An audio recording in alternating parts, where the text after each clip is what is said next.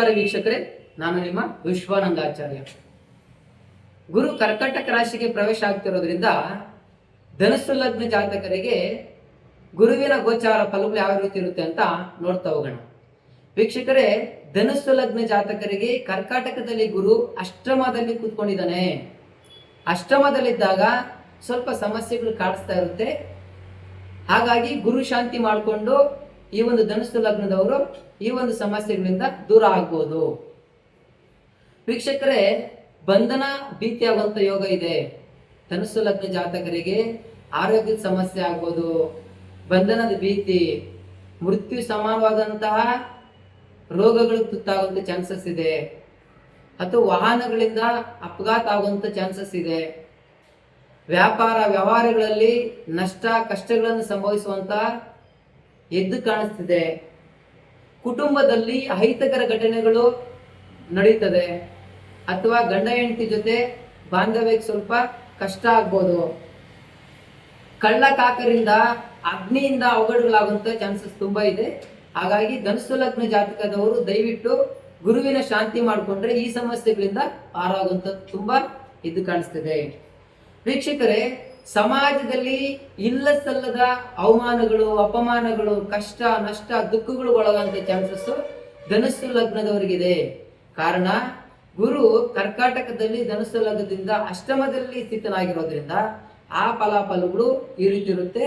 ಹಾಗಾಗಿ ಗುರುವಿನ ಶಾಂತಿ ಮಾಡ್ಕೊಳ್ಳೋದು ತುಂಬಾ ಅತ್ಯಗತ್ಯವಾಗಿರುತ್ತೆ. ವೀಕ್ಷಕರೇ, ವಾಹನಗಳು ಚಾಲನೆ ಮಾಡಬೇಕಾದ್ರೆ ಧನುಸ್ಸು ಲಗ್ನ ಜಾತಕದವರು ಸ್ವಲ್ಪ ಹುಷಾರಾಗಿ ಚಾಲನೆ ಮಾಡಬೇಕು. ಅಪಘಾತಗಳು, ಮೂಳೆ ಮುರಿಯುವಂತ ಚಾನ್ಸಸ್ ಇದೆ, ಅಥವಾ ಅಹಿತಕರ ಘಟನೆಗಳು ನಡೆಯುವಂತ ತುಂಬಾ ಕಾಣಿಸ್ತಿರೋದ್ರಿಂದ ಕೋರ್ಟು ಕಚೇರಿ ವ್ಯಾಜ್ಯಗಳಿಂದ ತೊಂದರೆ ಆಗ್ತದೆ. ಆಕಸ್ಮಿಕವಾಗಿ ಧನ ನಷ್ಟ ಆಗುವಂತ ಚಾನ್ಸಸ್ ಇದೆ.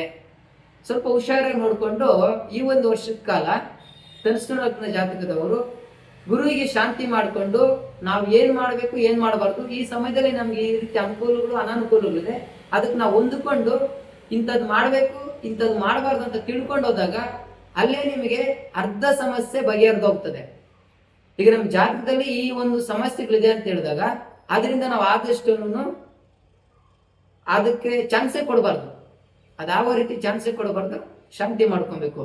ಗುರು ಶಾಂತಿ ಯಾವ ರೀತಿ ಮಾಡ್ಕೊಳೋದಪ್ಪ ಅಂತಂದ್ರೆ, ಪ್ರತಿ ಗುರುವಾರ ಅರಳಿ ಮರದ ವೃಕ್ಷಕ್ಕೆ 1 ಬಿಂದಿಗೆ ನೀರು, ಸ್ವಲ್ಪ ಅರಿಶಿಣ, 1/4 kg ಬೆಲ್ಲವನ್ನು ಹಾಕಿ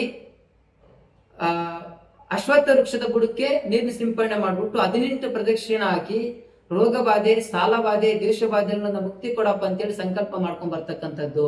ನೀವು ಸ್ನಾನ ಮಾಡ್ಬೇಕಾದ್ರೆ ನೀರಿಗೆ 3 ಚಿಟಿಕೆ ಅರಿಶಿಣವನ್ನು ಹಾಕಿ ಗುರು ಮಂತ್ರ ಪಠನೆ ಮಾಡಿಕೊಂಡು ಸ್ನಾನ ಮಾಡ್ತಕ್ಕಂಥದ್ದು.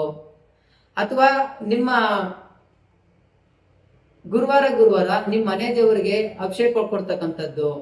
ಅಥವಾ ಪ್ರತಿ ಗುರುವಾರ ಯಾರಾದ್ರೂ ನಿರ್ಗತಿಕರಿಗೆ, ಬಡವರಿಗೆ ಕಡಲೆ ಕಾಳು ಮತ್ತೆ ಕಡಲೆ, ಹಳದಿ ವಸ್ತ್ರ, 3 ರೂಪಾಯಿ ಗುರುಕಾಣಿಕೆ ಬರೋ ರೀತಿಯಾಗಿ ಈ ರೀತಿ ದಾನ ಕೊಟ್ಕೊಂಡ್ರೆ ಗುರು ಶಾಂತನಾಗ್ತಾನೆ. ಆಗ ನಿಮ್ಗೆ ಒಳ್ಳೆ ಅನುಕೂಲಗಳಾಗುತ್ತೆ. ಅದ್ರ ಜೊತೆಗೆ ಈ ಒಂದು ಅಷ್ಟಮದಲ್ಲಿದ್ರೆ ಧನುಸ್ಸು ಲಗ್ನದವರು ಈ ಸಮಸ್ಯೆಗಳಲ್ಲಿ ಆಗುತ್ತಾ ಅಂತ ತಿಳಿಯೋದಾದ್ರೆ, ಆಗ್ಲೇ ಹೇಳ್ದಂಗೆ ಇದು ಧನುಸ್ಸು ಲಗ್ನ ಜಾತಕರಿಗೆ ಮಾತ್ರ, ಧನುಸ್ಸು ರಾಶಿ ಜಾತಕರಿಗಲ್ಲ.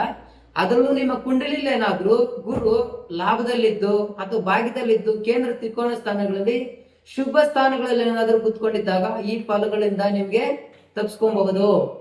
ಅದ್ರ ಜೊತೆಗೆ ದಶಾಮುಕ್ತಿಗಳು ನಿಮ್ಮ ಜಾತಕದ ಲಾಭಾಧಿಪತಿ, ಭಾಗ್ಯಾಧಿಪತಿ ಅಥವಾ ಉಚ್ಚ ಸ್ಥಾನದ ಅಧಿಪತಿ ಏನಾದ್ರೂ ದಶಾಮುಕ್ತಿ, ಅಂತರ್ದಶಾಮುಕ್ತಿ ಏನಾದ್ರೂ ನಡೀತಿದ್ದಾಗ ಈ ಸಮಸ್ಯೆಗಳು ನಿಮಗೆ ಅನ್ವಯ ಆಗೋದಿಲ್ಲ. ಯಾಕಂದ್ರೆ ಗುರುಗಿಂತ ನಿಮ್ಮ ಜಾತಕದಲ್ಲಿ ಪ್ರಬಲವಾಗಿರ್ತಕ್ಕಂಥ ದಶಾಮುಕ್ತಿಗಳ ಪ್ರಭಾವ ಹೆಚ್ಚಾಗಿರೋದ್ರಿಂದ ಅಷ್ಟೊಂದೇನು ಸಮಸ್ಯೆಗಳಾಗೋದಿಲ್ಲ, ಇದರಿಂದ ಪಾರಾಗ್ಬೋದು. ಅದ್ರ ಜೊತೆಗೆ ಏನಾದ್ರೂ ಗುರು ಚಂದ್ರ ಗಜಗೇಸರಿ ಯೋಗ ಇರ್ತಕ್ಕಂಥ ಒಂದು ದಶ ನಡೀತಾ ಇದ್ದಾಗ, ಅಥವಾ ಬುಧಾಧಿಪತಿ ಯೋಗದ ದಶಾಭುಕ್ತಿಗಳು ಪ್ರಾರಂಭ ಆದಾಗ, ಈ ರೀತಿ ಒಂದು ದಶಾಮುಕ್ತಿಗಳು, ಶುಭ ದಶಾಭುಕ್ತಿಗಳು ನಿಮ್ಗೆ ನಡೀತಾ ಇದ್ದಾಗ ನೀವು ಅದೃಷ್ಟವಂತರು, ಈ ಏನ್ ಸಮಸ್ಯೆಗಳಿಂದ ಪಾರಾಗ್ಬೋದು.